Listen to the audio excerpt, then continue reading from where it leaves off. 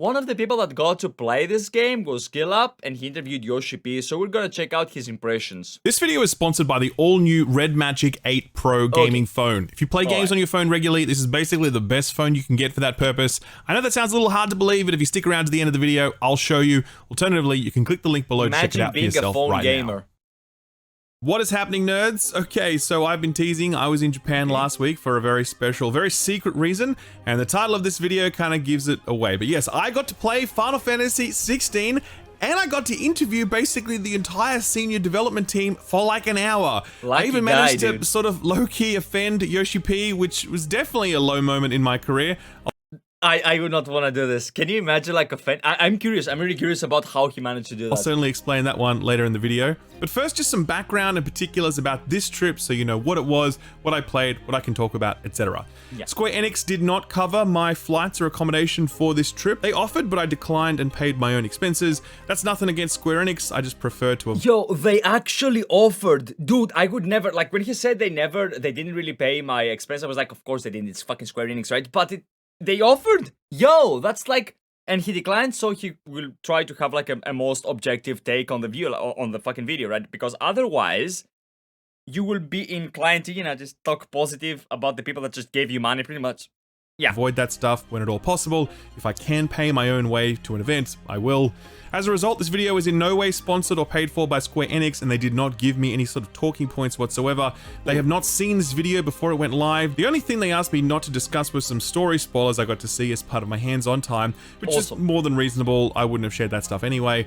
At the same time, I do talk about some stuff in this video that some people may consider spoilers. Square Enix doesn't consider it spoilers, as they'll work it into their trailers, their gameplay reveals, and general marketing blitz, but you may consider it a spoiler. So, if you want to go into this experience completely blind, do not watch this video, but if you're okay with minor background stuff being shared, then don't worry, I won't overstep the mark. I'm not really against watching some background like gameplay, because I want to watch some of the gameplay like of the game, because they're like, here's the thing, there is a massive distinction between if a game is good and if it feels good. For example, Elden Ring feels good, right? It doesn't matter how it looks necessarily, even though it actually looks phenomenally, it's amazing, right?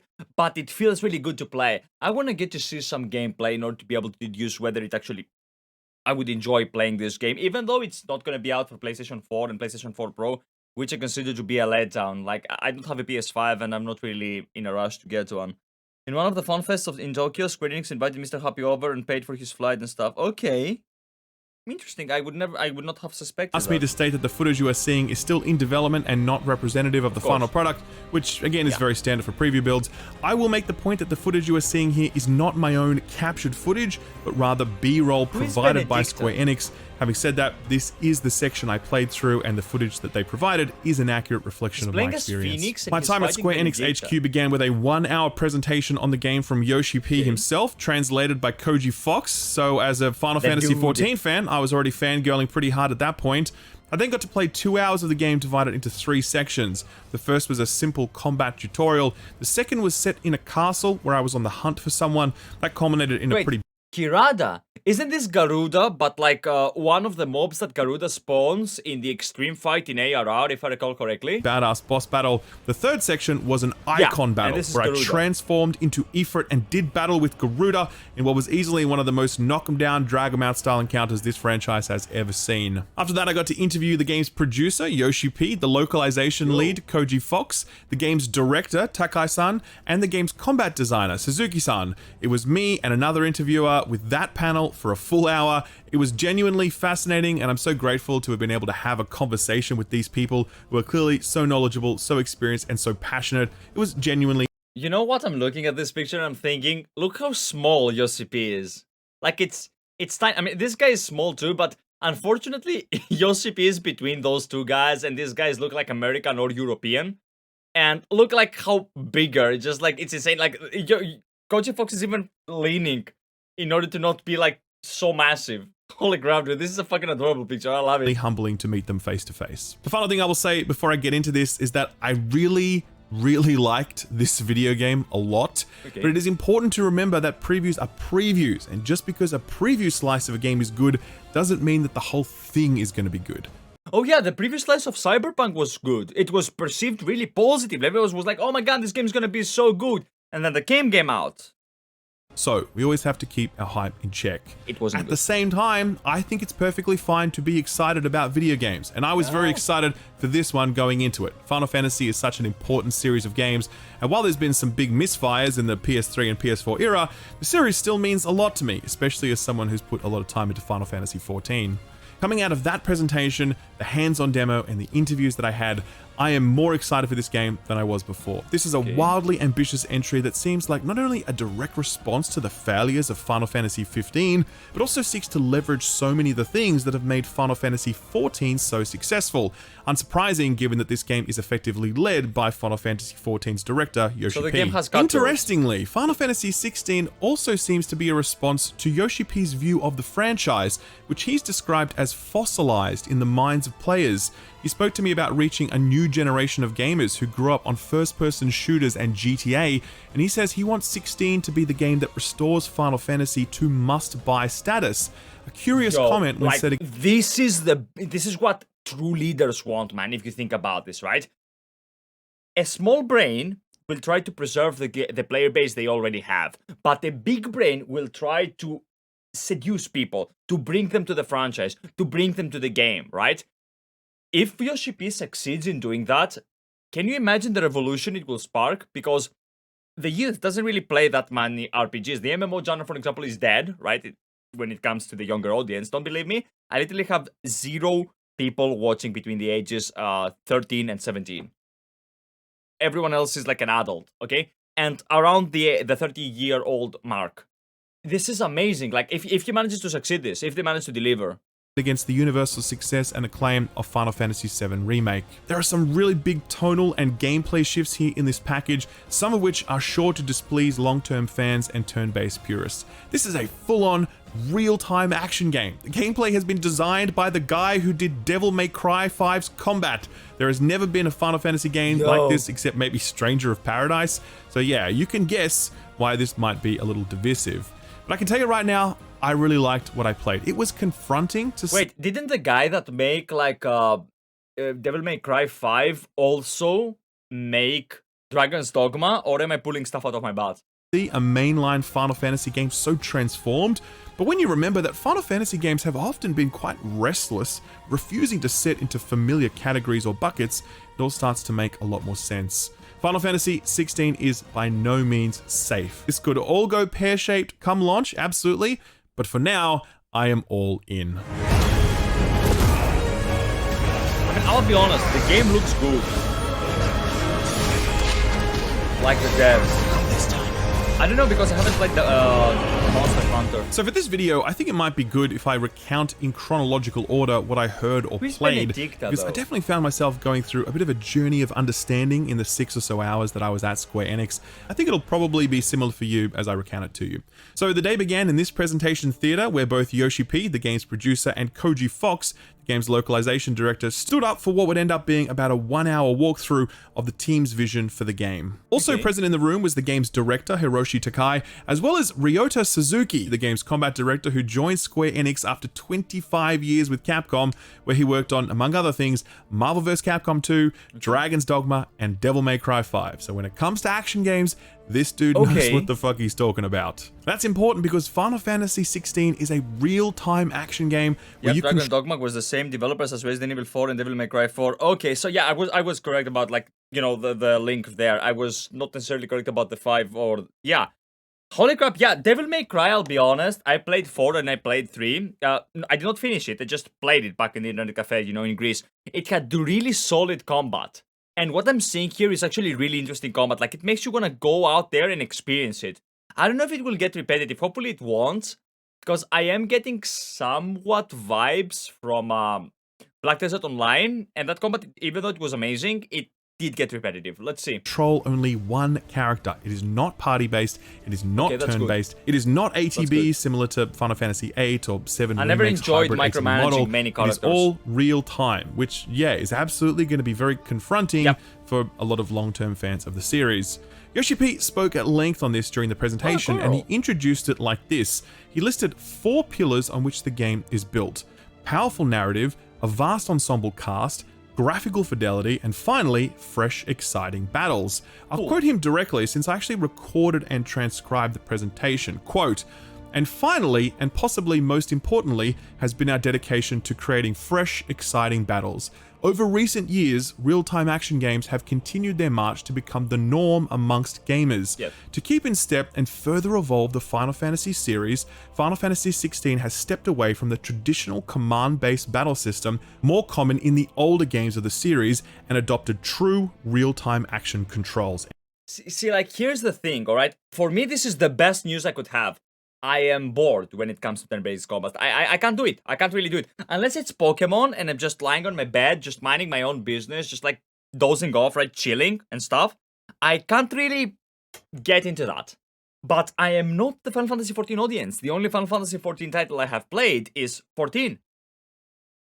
What about the other people? What about the actual community? How do they feel about this? For me, it is really good because in the end, and that's subjective, for me, the game, it's all about how it feels.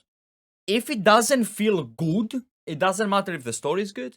It doesn't matter if anything is good. If you don't like playing the game. For example, for me, that's what happened with Witcher. They told me that, you know what, it has amazing story, it has amazing scenery, it is a very good game, it even won Game of the Year, right? I couldn't play it. I played Witcher 3 for like 2-3 hours maximum. I don't remember exactly the number. I don't want to make numbers up. But I couldn't play it because the combat was dog shit. For me, it felt like terrible. Hideous. I couldn't enjoy this. It was like circle, circle, triangle, or circle, circle, square. I don't remember exactly, but I remember that it was like, what am I doing with my life? And immediately I stopped playing. When I think this question, I stop playing any game that I'm playing. This is a very good thing to focus around. Like if it is fresh, exciting battle, you will just go on around and explore this. I wonder how much variety there will be, right? I'm gonna make a small comparison to Elden Ring, where like you can change weapons and you can change, like, for example, from a katana to a curved sword to a staff to a bonker to a massive sword, and they all have you play differently. Like it has nothing in common.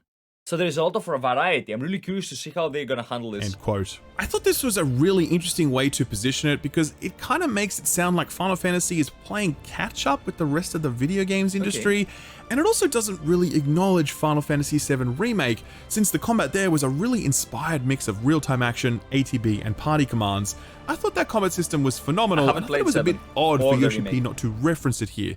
Again, that is something I asked about later on. For now, YoshiP would describe a battle system comprised of two types of combat. The first is where you play as Clive, harnessing the power of the icons who are the iconic summons from Final Fantasy games past. Ifrit, Shiva, Titan, etc. As Clive comes into contact with these icons, he gains access to their palettes, allowing you to purchase abilities, customize them, and combine them to create truly unique playstyles. Based on the menu I saw, I think there are going to be 8 of these icon palettes available to Clive, but don't quote me on that. The other type of battle you'll engage in are the icon battles, where Clive transforms into an icon and fights another person who has transformed into an icon. These battles are very different from the base combat type, but they still share some familiar DNA, like the ability to dodge, do melee attacks, do ranged attacks, and use special abilities. Interestingly, each of these icon battles are purpose-built from the ground up to have a unique feel to them. The fight we got to experience was between Ifrit and Garuda, and it was meant to feel like a pro wrestling match. And yeah, it absolutely did, except I don't remember pro wrestlers ripping each other's limbs off. That was certainly What the fuck, dude? He took the yo, look at this shit. He took the leg out of the except what? I don't remember pro wrestlers ripping each other's limbs off.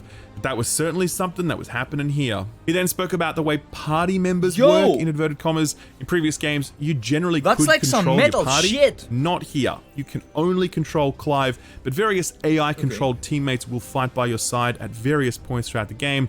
There is no ability whatsoever. I don't like party-based games. I want to be by myself, bro. Like me and my stick and the enemy, and that's it. Because like I consider most AI to be stupid, and they do stupid stuff.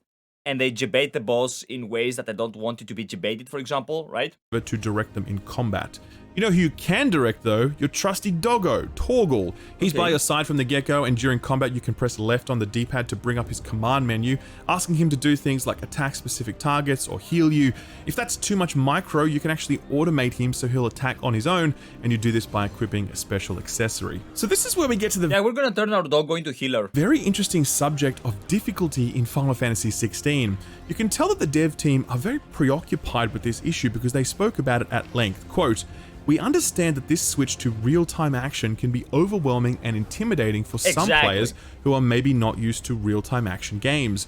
Those players who are more used to turn-based systems, or those players who wish to focus on the story rather than the action. We worked hard to make the game accessible for these fans as well." And so there is like a story mode option. Like there is a easy mode and there is a hard mode, I'm guessing, right? This is what I'm getting from this sentence. Quote, "Their solution is rather novel. So when you start the game, you have a choice between what's called action-focused mode and story-focused mode. Okay. What's the difference between the two of these? The only difference is that story mode will automatically equip a number of accessories that will make combat easier. For example, there's a ring called the Ring of Timely Focus, which massively increases the window allowing you to dodge by slowing down the game. Pretty much. There's the dog automation accessory I mentioned earlier. There's one called the Ring of Timely Strikes, which will essentially use all of your abilities for you so long as you keep spamming the basic attack button. Oh, that's They also lame, said bro. that there was an accessory which will automatically dodge all attacks where possible. So these items actually do take up slots in your very limited accessory pool. I think I saw you can equip a total of 6 accessories, and I believe there are 5 of these difficulty modifying timely accessories to equip. So you will forgo other stats and combat bonuses when wearing this stuff, but you will obviously have a much easier time with combat. The reason they said they did this was because they weren't interested in things like he's still fighting Garuda. This is like again another person like that Garuda summons in the extreme version. Suparna, the other one that we saw, don't remember her name, and Garuda, they are like part of the same encounter. By the way, coming from Elden Ring, one thing I want to address, look how many attacks he's doing to the enemy, and the health bars are barely moving, or like, I don't know, I would prefer it if the attacks that you do have weight. Like, you chunk a part of the enemy's HP, and if you get hit, you lose a chunk of your HP. I don't want to, like, repeat the same button 10,000 times in order to kill an enemy. It's not even difficult. I just have to do it, like, over and over and over again.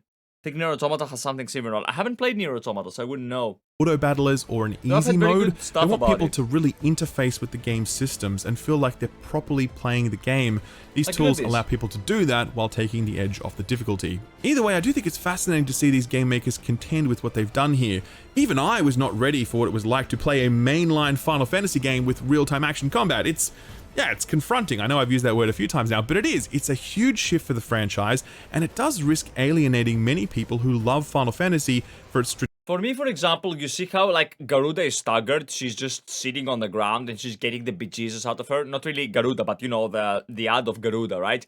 And instead of just dying easily or just taking extra, like, I don't know, damage, he's just beating, and the boss just barely loses HP. It doesn't really... It doesn't look that amazing to me. Even though the combat is very flashy, I don't know. I mean, it seems like a boss that... Yeah, still, but can you imagine the same thing? Like, again, I'm coming from Elden Ring, so I'm really spoiled, right? Can you imagine just being and doing these massive, flashy, and super effective attacks, and the enemy boss is just like ting, you know, just like it doesn't feel that the visuals that happen proper depict the minuscule amount of damage that you're doing. That's what I'm saying.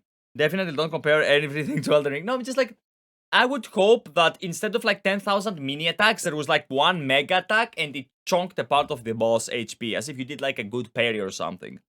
You should play Nier Automata. There are like so many games that I should play, but I have no time to play if you think about it, right? strategic, turn-based, party-based combat. I don't think everyone is going to like this, but not everyone likes turn-based combat either, so, True. you know, kind of damned if you do, damned if you don't. Outside of the combat stuff, YoshiP spoke at great length about the world, story, and characters of Final Fantasy XVI. He described their narrative ambition, quote, "To return to Final Fantasy's rich high fantasy roots, to tell a story about politics, justice, and values, something that would appeal to younger audiences just stepping out into the world, but also older players who've experienced a lot themselves, end quote. One way this is achieved is through the time jumps that Final Fantasy XVI employs. The game tells the story of Clive at 3 points in his life: his teenage years, his 20s, and his 30s, though the teenage years is an extended flashback sequence that sets up the events of the rest of the game.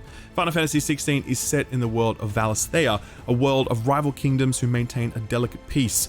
The world's power is dotted by the mother crystals dotted throughout each kingdom, with some kingdoms more powerful than others due to the density of mother crystals within their borders.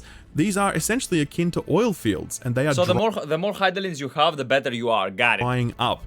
The resource scarcity is fueling tensions between kingdoms, particularly as they eye a central, neutral kingdom which contains the largest and most powerful mother crystal of all. This delicate peace is maintained by the Icons, powerful elemental forces that any Final Fantasy fan is familiar with.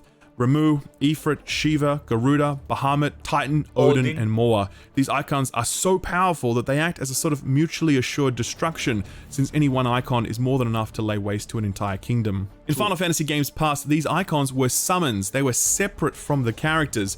But here, the icons are embodied in the dominance. People from each kingdom all blessed or cursed with the power of an icon. They can call upon its power during regular combat, just as Clive does, but they can also transform into their icon, ready to do battle at the absolute peak of their destructive power. This whole story setup, I fucking loved it. I was hanging off every word. The geopolitics, the magic, the environmental allegory of the crystals, these... Look how good this scenery looks. Can we just take a moment to appreciate how this thing looks? It's clearly like in development, so it will be way more amazing. It will look way more amazing when it comes out. But look at the circle, at the domes here, right? You look at it. Reminds me a lot of Byzantine to Persian like styles. I would love to be here. This looks like a version of Tatooine that I would like to live in. Actually, it even has sand. I hate sand, but I like this area. Dominance and how they are both slave and master to the icons that are their charge. It's just sick. It's really adult, it's dark, it's cool, and Final Fantasy needs to do something like this because this is a very mature franchise at this point in terms of how old it is, and it's nice to see that Square aren't shying away from pitching something at an adult reading level. YoshiP would go on to provide details about the major characters in the game, but to be perfectly honest with you, I don't think you should look that stuff up. It's not super spoilery, but it's spoilery enough that I kind of wish I met these characters in-game rather than in a PowerPoint slide or in a YouTube video. So I'll leave that for now, and you can get the introduction to these characters that I wish I could have had. YoshiP did say the game contains 11 hours of cutscenes for just the main scenario alone, and that every one of those cutscenes happens seamlessly in-engine. They spoke often about their desire for Final Fantasy XVI to feel like a roller coaster ride, and part of that is the technology supporting it. You will go from exploration to cutscene to combat without any loading screens appearing, and yeah, I experienced this for myself. It's wonderful. Though I will admit that I do miss those super detailed FMVs that Final Fantasies used to produce at key story moments. Those were always incredible. Speaking of exploration, you should know that Final Fantasy XVI is not an open world game, a point YoshiP spoke about as well. Quote, Final Fantasy XVI is not an open world game. What does that mean? To bring players a wide variety of environments and tell a story on a truly global scale at the highest quality possible, instead of creating a truly open world, we selected several areas that we really wanted to focus on and created those in extreme detail. To make all of those in an open world, we would have needed another 10 years in development time, so instead we created this hybrid experience. We have several large areas connected by a world map. These areas are still quite expansive and offer opportunities for exploration and so what I'm seeing here is they are trying to give you as much of an open world element without having it an entirely open world, because then it would make sense. Here's the thing, with sandboxy open world RPGs, if you don't really have a straight path, they want to tell a story, but if you don't have a main path to follow the story, yeah, you would be like scattered all over the place. No, I like this. I think that if done correctly, you could have a linear-ish story be way more coherent than absolute fuck all that is an open world. Okay, cool. Quote, to me, this sounds kind of like Dragon Age Inquisition or God of War, maybe? I don't know, since we couldn't do any exploration during my hands-on session, but that's my guess. To be perfectly honest, I am fine with that. I think we all know the pitfalls associated with most contemporary open-world game design. If YoshiP and his team want to sidestep all that and just focus on curated spaces, I am 100% down. The presentation finished with a few important notes. Number one, on the topic of performance mode, yes, the game will ship with a performance mode. The build I played was Fidelity, targeting 4K, but apparently there will be a mode that prioritizes frame rate at launch. Square did not provide any specifics on what sort of frame rate or resolution they're targeting for that mode.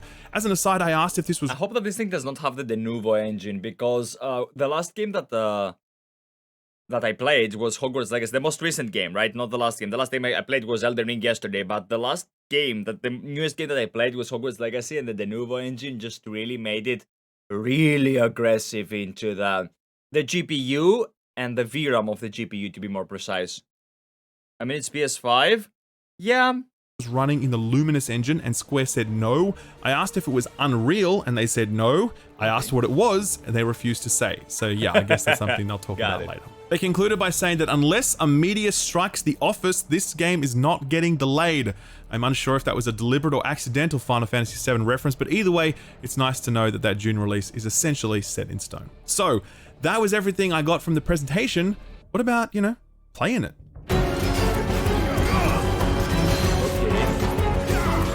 The music is amazing.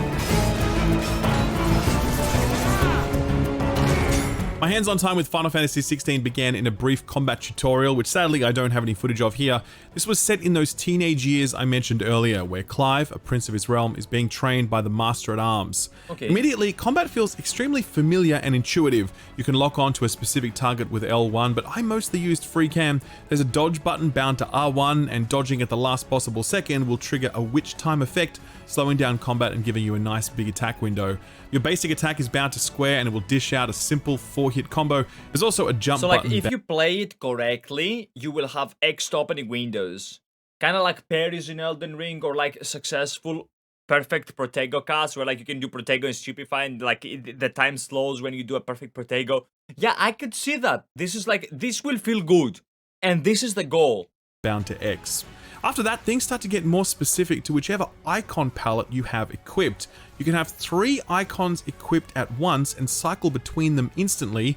Each one gives you a specific movement ability bound to circle. So for example, when I have Phoenix equipped, I will dash forward, but if I have Garuda equipped, I'll actually pull my target towards me. Similarly, there's an icon-specific ranged ability bound to triangle, so for Phoenix, that's a fireball. Doesn't do a lot of damage, but it can be worked into your melee combo for a longer combo string that will also buff magic damage for each successive hit. These abilities are where things get really interesting, but I didn't have access to many of them in this combat tutorial, only one of Phoenix's, which was a sort of fire uppercut, very satisfying, big damage. This is also where you learn about the stagger mechanic. If you can deal enough successive damage to a target, you will break their poise, or whatever it's called, and they will enter a staggered state. At that point, you can just wail on them, and they can't do anything about it. What also happens here is that each successive attack while they're down does more damage, so you're essentially incentivized to hit them very hard and very fast, saving your big cooldowns for these moments. So that was the combat tutorial, and then it was... So like, instead of this, I would prefer it if it was 1 mega attack.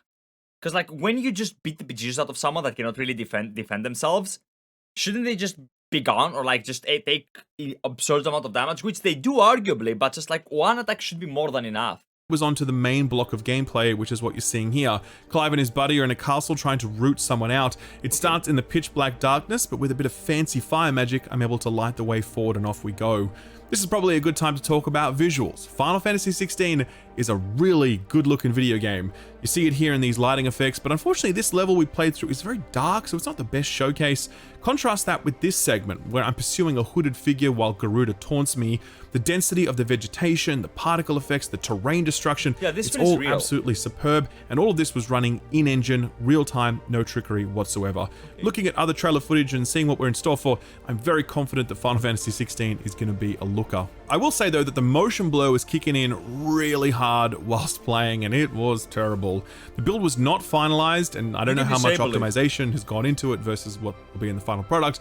But yeah, the motion blur was so bad that there's no way in hell I would be playing the 4K mode. I would definitely be turning on the performance mode if the final product is anything like this. But to be fair, I would just always turn on performance mode anyway, since I always value frame rate. Just briefly on the PS5's adaptive triggers, they don't seem to be utilized during combat, but they are used in certain QTE events like this opening of the gate. At your leisure, Clive. Entering combat is just as YoshiP promised. Totally seamless, no loading screens or whatever. Enemies are just standing there in a room and you can immediately ambush them, and then it's on like Donkey Kong. They appear in fairly big numbers as well. Most encounters had at least 5 enemies, sometimes up to 10. There were mini-boss encounters which were one-on-one or featuring one mini-boss flanked by some low-level goons. This is where we can talk about those icon abilities. You can equip 3 icon palettes at a time, and within that you can equip 2 abilities for each icon. There are multiple abilities to choose from within each icon palette, so already you can see the foundation here for the customization framework. I worry that this will get repetitive. Like, if the enemy mobs have so much HP, because I'm seeing him fight. Now, I have 0 context, and that might be me pulling stuff out of my butt, right? But look how it goes. Look at the enemy HP, like how his attacks do very low damage. How he just keeps on fighting and fighting and fighting, and the enemies just keep on, like, soaking all the damage. After how many groups of enemies do you think you would be like, oh, come on, not again, and you would just run through the mobs or just try to avoid them entirely? You use your abilities by holding R2 and then pressing either square or triangle. You can then press L2 to cycle to the next icon palette so that you can then use those abilities. There's a handy little UI thing in the bottom right corner showing you which abilities are currently on or off cooldown, and I use this a lot. It's a great feature. The abilities are really distinct and absolutely lean into the identity of each icon. Phoenix does these large arcing AoE attacks. Garuda has this attack that will spin up into the air, allowing you to set up for air juggle combos, as well as a focused Talon Rip that will chain multiple hits against a single target. Titan's moves were probably my favorite. You hold down the button and a radial dial appears, and if you release at the exact moment, you'll do bonus damage, and then Clive will make a very satisfying grunting sound. What's not quite clear to me at this point is the exact role of basic and ranged attacks versus abilities. What I mean by that is I very much found myself kind of cooldown dumping, cycling through my available abilities and using them as soon as I could, and then reverting back to basic attacks only when needed. I'm not sure if those basic attacks buff the ability damage, if I combo them together with abilities or whatever. I don't know. That's my guess, but I don't know for sure. I will say that the game felt quite easy. I actually took off all of those game assisting accessories as soon as I started playing, and even then I didn't struggle with combat in the slightest. I found the dodge window to be very generous. I found enemy health and damage output to be more than reasonable. I found enemy telegraphs to be clear and their movesets easy to contend with. And I found executing combos and abilities very simple. This section of the game was 5 hours in, so we're still early game here. But yeah, without a dedicated hard mode, I do wonder if hardcore action fans might find this a little too easy mode for their tastes. One thing that might appeal to those sorts of players is a scoring system that kicks in for mini bosses and main bosses, similar. Wait, what if though there is a new game plus, and that new game plus version of the game is more difficult than the actual game? So like, you finish it once for the story because that's what the goal they're going with, right? What I gathered and what I've heard from what he said before when it came to the story mode and the actual mode, right? If you're not used to action games, you can just play the story mode and you have like more generous windows of opportunity and stuff, right? What I'm thinking about is, what if they're trying to remove the whole consensus of difficulty, like easy, medium, hard, and instead they want to give you a scale of difficulty similar to like Elden Ring, which like, you can play Elden Ring and it can be difficult, or you can be a magic caster and it is immediately like easier, right? Much, much easier. Do you want to summon, for example? Do you want to use Ash of Wars, for example? Do you want to use whatever do you want to use, for example? Like, how broken do you want to make yourself be? So like, what if they're giving you the tools that you yourself can change the difficulty scaling? And after you finish the game, you go out there and like you have a new game plus mode that is more focused about on actually difficult encounters. To something like Bayonetta or Devil May Cry, you'll get a score for performing well during an encounter, and the higher your score, the more experience or item drops you'll get, which is a nice touch. So I progressed through this castle until I got to the first of 2 boss fights. This one was against 2 Garuda-like enemies who I fought at the same time, and the fight was awesome because it had these mechanics that really reminded me of Final Fantasy XIV, where the floor kind of telegraphs what's coming and you need to dodge out of the way. It was a really aerial encounter that made great use of Phoenix's ability to teleport forward and up to a target if they're airborne. Like there was also these quick time events asking me to dodge or strike at specific moments, which is gimmicky, sure, but they looked hella cool and it just added to the spectacle of it all. This was just a basic, non-story climactic boss encounter. That's something like that God of War has as well. 5 hours in, and yeah, it felt so much bigger and more elaborate than what I would have expected. Or at least it used to have.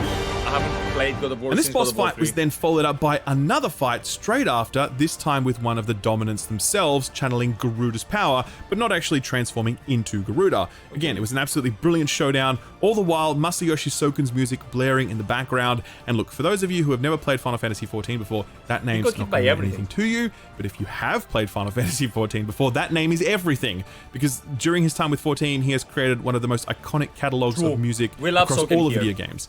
He is scoring Final Fantasy 16, and yeah, man, this guy's just a fucking genius. I'll kill you! I'll kill your mom! Did you say I'll kill your mom? What? That's a good thing to say.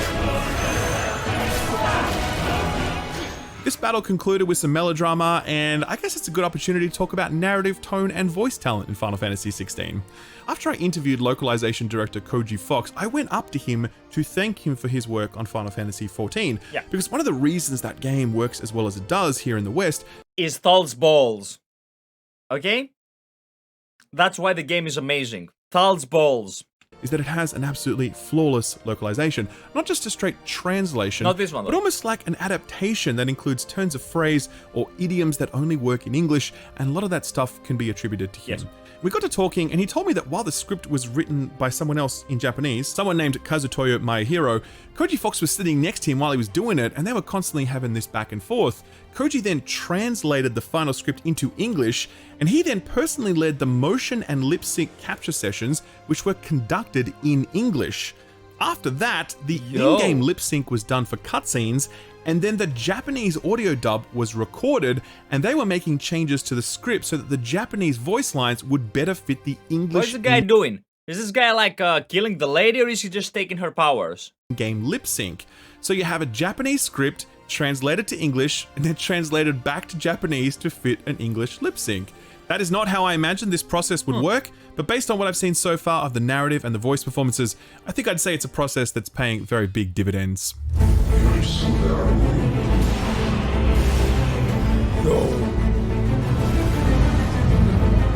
The last gameplay segment I got my hands on was this icon battle. Here Clive pursues a hooded figure but is ambushed by Garuda, who he fights in his regular ass Clive form. Even this part of the fight was super fun though, with some truly incredible animations on Garuda, and again, more top shelf music from Soken. Clive scores a few big hits, lops off a few extremities, and thinks he's won the day, when suddenly Garuda pops back up and she's like, I can do this all day. At this point, Clive goes Super Saiyan. It's over 9,000, let's go. Clive!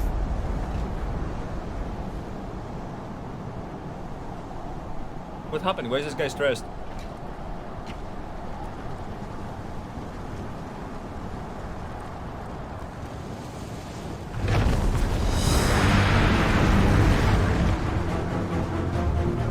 God, the music is good.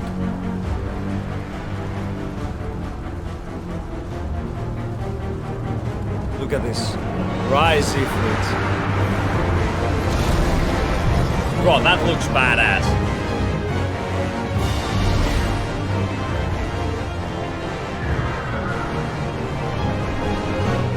Clive is now transformed into legendary fire elemental Ifrit, and as the camera shifts over Ifrit's shoulder, you get a sense of the size and scale of these icons. This battle has a lot of kaiju energy, not surprising at all given that icons can be as large as 150 meters tall. The Combat here is much simpler than Clive's human form, but that's okay because the battle here is ultimately about bombastic spectacle, and it absolutely delivers. The way you leap toward Garuda, punch and kick the shit out of her, knock her to the ground and drag her, rip her damn limbs off. It's that wrestling match that YoshiP spoke of earlier. But again, a reminder that each of these... Wait, let me see the HP. Let me see the HP. What happened to the HP? It's that wrestling match that YoshiP spoke of earlier. Oh, come on. You took away a leg and it just like dropped at 1% of the HP. Come on, bro. Again, a reminder that each of these icon battles has been designed differently to elicit a different feel each time. At the end of the fight, Ifrit is victorious, but it's clear that Clive is no longer in control of him, forcing his friend to intervene and settle him down. Stop this! Now! Okay. Ramu? Ramu.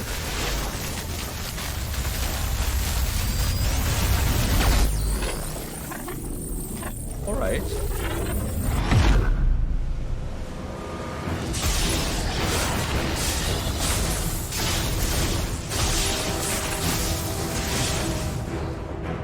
There he is.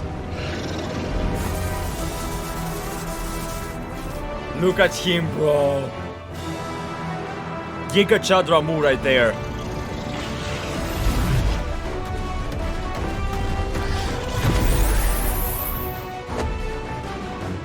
I said stop! I don't think it's gonna work.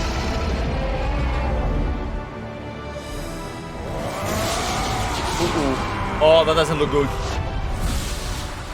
Yep. How fucking cool was that? So that was the moment he knew he fucked up, bro. Like, he was deleting. That was my hands-on time with the game, and as I said, I loved it. I think it looks spectacular. What about YoshiP? When did you talk with and its art YoshiP? design. I think the music is superb, but I wouldn't expect any less from Soken. I think the dialogue and voice work is excellent. I think the combat is accessible, yet clearly has a lot of flexibility and depth, and I think the boss encounters were epic. I really didn't have much criticism at this point, but I did have questions, and that brings us to the Q&A block, where I got the chance to sit down with most of the senior development team, and here's how it went. Spoiler alert, not great. So I remember during YoshiP's presentation that he said the action game genre had advanced and was now the norm. So my first question to him was he implying that JRPGs hadn't advanced in the same way? I could tell immediately that he did not love the phrasing of that question. I could hear him mention the term JRPG over and over again, and I was kind of waiting for the translation from Koji Fox to come back. Koji said, quote, "One thing he wants to get across is that when we create games, we don't go into them thinking we are creating JRPGs. We are just creating RPGs. The term JRPG is used by Western media rather than users and media in Japan." And yeah, it makes sense. I mean, it is an RPG that came from Japan. We're gonna call it JRPG, and they're gonna call it RPG. Like, think about it, right? What else do we, like, we call RPGs RPGs because they were made in the West, because we are the West, right? If there was a Greek RPG, we would call it RPG. I guess the world would call it GRPG, right? Yeah, okay, makes sense. quote, "This made a lot of sense, of course, but we discussed a little more because I could tell that he wasn't comfortable with that term. And then he said something really fascinating. Quote, "This is going to depend on who you ask, but there was a time when this term first appeared." Yo, Billy, milestone achieved. Your boy Oracle watched 3 consecutive streams this month and Sparkle a watch streak. Yo, thanks, man. I'm so based, thanks to it. Did you get anything from this?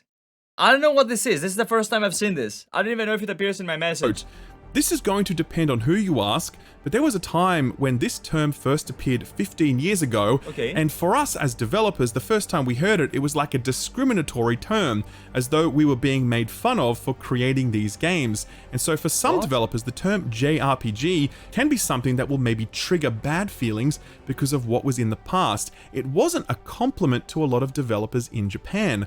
We understand that recently JRPG has better connotations and it's being used as a positive, but we still remember the time when it was being used as a negative." And wait, what? Discriminatory term? But why though? Like, what RPGs were bad? Like, what JRPGs were bad? For example, I remember playing Kingdom Hearts, which is a JRPG. But, I mean, either you like it or you don't like it, right? It's a style. I don't know, I never saw this. But yeah, I wasn't there, so like they clearly suffered on the discrimination way more than I did, which like I have no idea about this part. I got the ability to click a button. Aha! End quote. I was so stunned by this because I had never heard this before. Yeah. To me, the term JRPG was sort of as agnostic as ARPG or CRPG. Yes. It was a shorthand descriptor that summarized a set of characteristics associated with a certain type of RPG. What the fuck is this? The way we'd call Xenoblade a JRPG, but we wouldn't call Elden Ring a JRPG, despite the fact that they were both RPGs made yeah. in Japan. But clearly, for YoshiP, this shorthand had a lot of baggage. Quote, I remember seeing something 15 years ago which was basically a definition of what a JRPG was versus a Western RPG. Okay. And it's kind of like Final Fantasy VII, and it has this type of graphics, this length of story, and compartmentalizing what we were creating into a JRPG box. And I took offense to that because that's not how we go into creating. We were going in to create an RPG, but to be compartmentalized, we felt that was discriminatory, end quote. So fascinating, right? That is one of the most successful RPG makers of all time, working in the company that basically invented the JRPG as we refer to it today, saying that the term JRPG was kind of offensive. That is that was such an eye-opening exchange. Anyway, I think this speaks to YoshiP's desire to not have his games be put in narrowly defined boxes. Final Fantasy XIV is a really good example of that, with its very unique spin on the MMORPG formula. Final Fantasy... Because it's not an MMORPG. Final Fantasy XIV is not an MMORPG, it's an RPG MMO. Its focus is to deliver you the most cohesive and amazing story I've played in any MMO, and one of the best RPG stories I've ever played, if not the best RPG story I've ever played. The focus is your experience, not the MMO elements. There are MMORPGs that, for example, World of Warcraft is an MMORPG. You can't do jack shit if you're alone in World of Warcraft. Like, in Final Fantasy XIV, they gave you the trust system, they give you a lot of stuff in order for you to be able to explain this. To experience this, sorry. And as a downside, it does lack some MMO elements. Indeed, like, you have to focus on whatever. Like, what is your priority? Games have pros and cons, right? For me, 14 has pros, a lot of pros, because it focuses around making the player creating his own experience, but not necessarily with a group. You can include your friends, but you are not forced to having them there. I don't know. Like, that's the difference I'm seeing. Like, every single time. Final Fantasy XIV is not an MMORPG. RPG, MMO. That's the way to put it. Amazing game, by the way. 16 is clearly another, with its move to real-time combat. I asked YoshiP about that move and why he felt it was necessary. Quote, traveling around the world, speaking with fans and media about their image of the franchise, they would always give the same answer, that it's turn-based, that it's anime-like, Cool. These teenagers saving the world, very JRPG in inverted commas. This was the image for all of Final Fantasy. No, yeah, that's true. Or other, we have like other things, you know, like weeb. Like if you play JRPGs, you're a weeb, right? Or like if you like Final Fantasy 14, you're a weeb. What else did we have? Like all these things. You don't leave your mom's basement, as in like you're like more feminine, more frail. Like you know the stereotypes, right? So yeah, I can see that how this could be a turn off. This was turning off some players because they thought it could only be that, and that was a reason to not get into it. On top of that, you have a generation of new gamers who were raised on first-person shooters and games like Grand Theft Auto, where input is always direct. Bro, I played GTA 3, GTA San Andreas, GTA Vice City. I have never finished a GTA game. The only thing I would do is get some cheat codes like Izakmi and Uzumimugu back in like Vice City, and I would run over hookers and shoot with bazookas and, you know, machine guns on people. The first time I realized that in San Andreas you could have like a motorcycle and a gun at the same time and you can shoot at people while riding the motorcycle, I lost my shit. It was like, yo, we're killing everybody, right? This is, it's different. I don't know. For those players, the thought of having to wait before you act is kind of a disconnect for that young generation. So with our goal to expand the series and broaden the audience, bring back players but also welcome new players, we realized that we had to evolve the series and change it up from what people expected, end quote. Again, I mean, that's the big brain move. To be inclusive to people that don't even want to be included. To just get everybody on board. To make the franchise bigger. I love this. I'm very excited to see what the combat looks like closer to the end game. My brain in Kingdom Hearts mode realizing how crazy the end game combat is compared to early game. I could see that. But I mean, we will have to wait and find out. I like, personally, I enjoy it more where like, I want to deliver big, impactful hits in comparison to 1,000 small hits. So we'll see. Again, I found this so interesting to know that Grand Theft Auto has directly influenced Final Fantasy XVI, but also because it implies that he doesn't think the innovations present in Final Fantasy VII were enough to shift people's perceptions of what this franchise is or could be. My final Yo, Yuna is a monk? I never knew she was a monk. I thought she was like, I don't know, but not a monk. Question to him was, what would you like people to say about this game 5 years from now, both as a standalone experience and as part of the Final Fantasy franchise? Quote, what I want is for players to say, wow, that it blew them away. Okay. WoW can be perceived in different ways. WoW because of story. WoW because of lots of crazy boss battles. WoW because whoever made this must have been out of their minds. What we want is for players to have that sense of wow. As for its place within the franchise, hopefully through Final Fantasy XVI, we can kind of regain that sense of the Final Fantasy series is a must-buy. True. You must check this out. Something that we don't have now. And we can return to the idea that when a Final Fantasy comes out, it is something that we must play in. I mean, other than 14, if you think about this, 15 is considered to be a failure. I'm not gonna talk about 7 remake because it was 7, but remake, okay? Wasn't like 13 also a failure? So like, when was the last time that they released a proper Final Fantasy title? Other than 14, right? 14 carries the franchise. Like, it has been carrying the franchise for a long time. But yeah, like, I like this approach. Like, he's going out there and he's giving you his POV. And his POV is, you know what? We're working on Final Fantasy. Everybody knows Final Fantasy. It's time for us to give you the best. Like, whenever you see Final Fantasy title, you're gonna buy it. Kind of like how Blizzard was back in, like, Burning Crusade, Wrath of the Lich King. Like, how people would just buy the games. Like, you were a WoW fan, but you would also buy Diablo because you knew that Blizzard was amazing, so all of their games were good. Right? You were playing Warcraft, but now suddenly you are playing StarCraft. Not because you like StarCraft, but because you know, like, it's a Blizzard game and it was good. 13 was a failure in the West, but it got 2 sequels. FF10, maybe 12. Enlightening is a real model. Okay.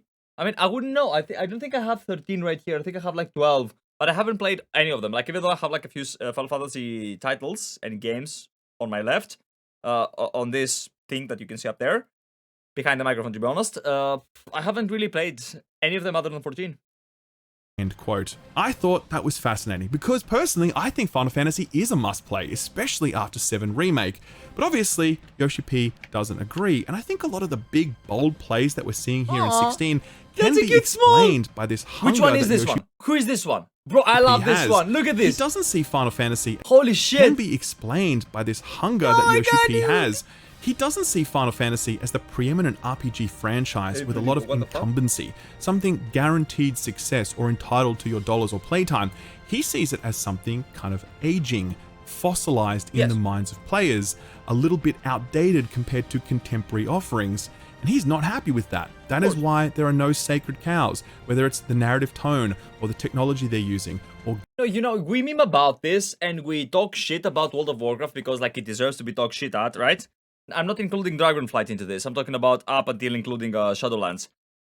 But can you imagine how it must feel as a developer when your player base is telling you, your game used to be good 12 years ago. Quit your job, your game used to be good 12 years ago. Like, do you really want your future to be that? Do you really want your future? For example, the biggest success that they had, other than 14, is what? 7 Remake.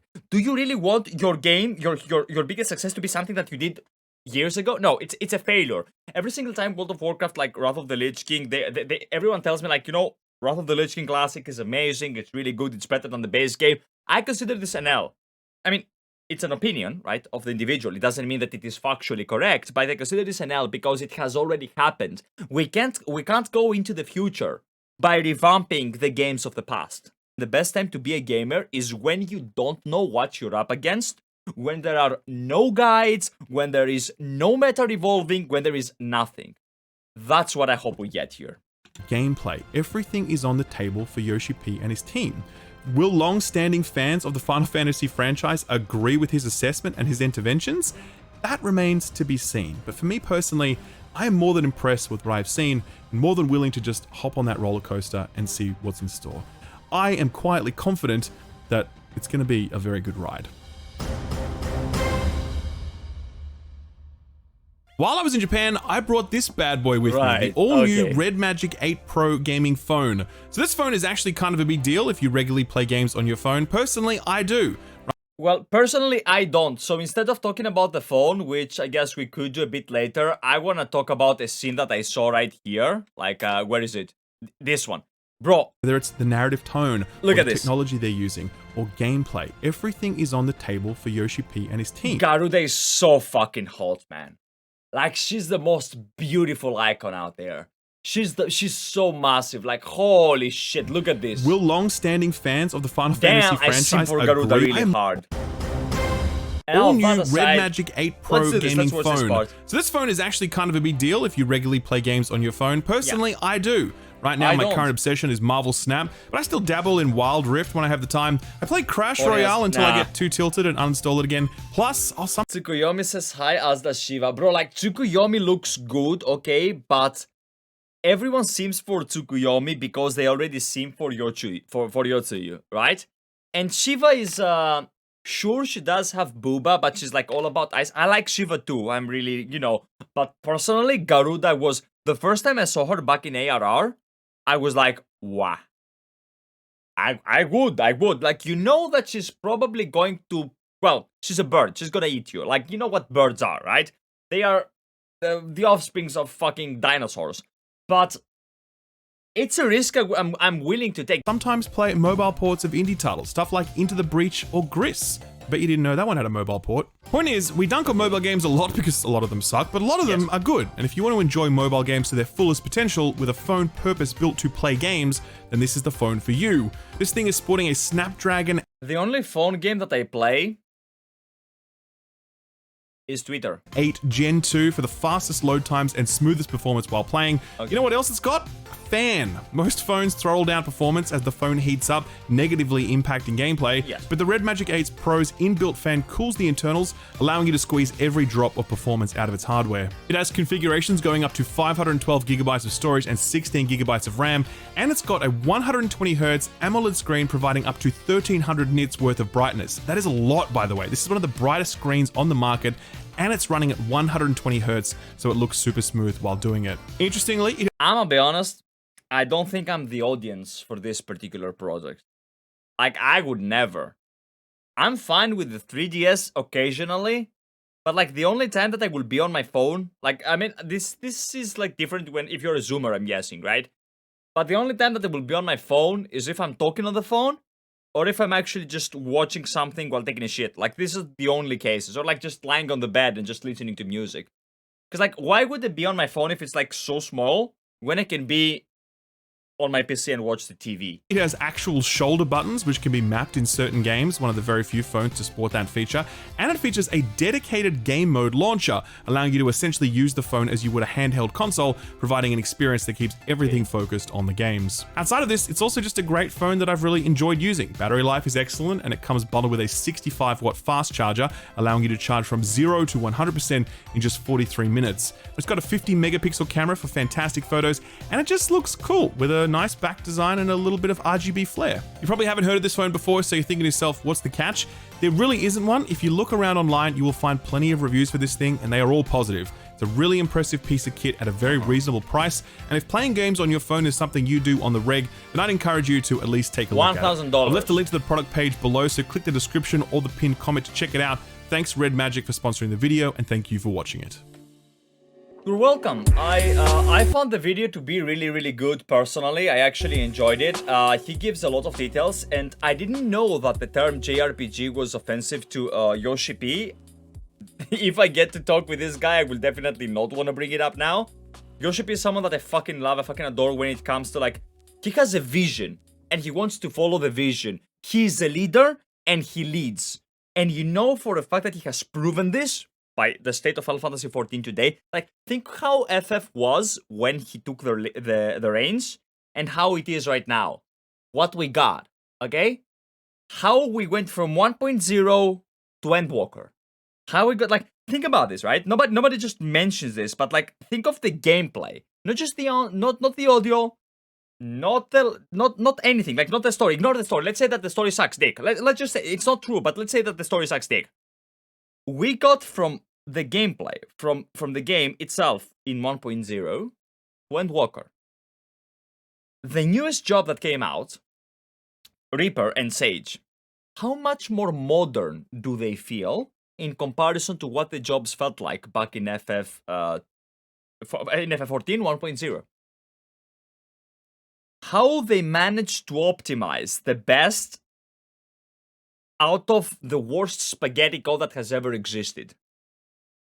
It's not just that I enjoyed this video, which I really did, and I will link it into the chat. I enjoyed the fact that this guy got to talk with YoshiP, that YoshiP was open to listening, to just having this interview, because he didn't have to.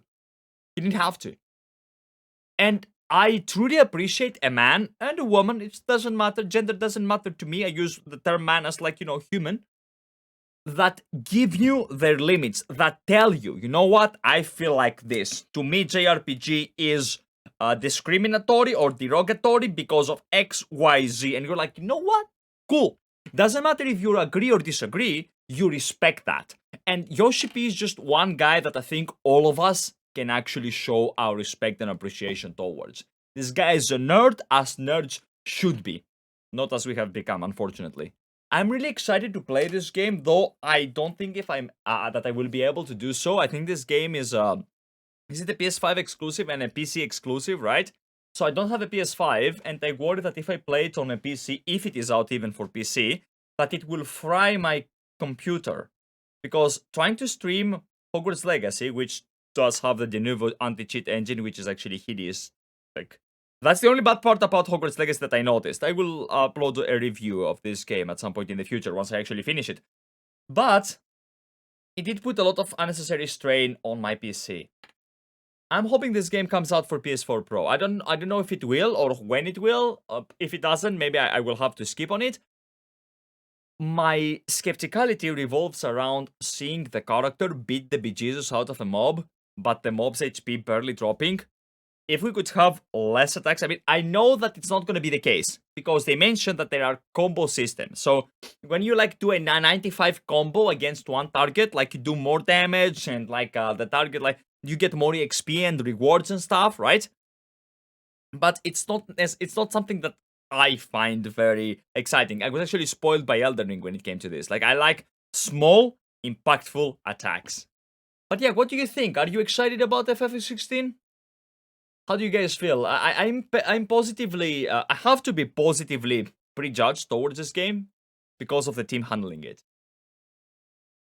I guess we'll find out how good it is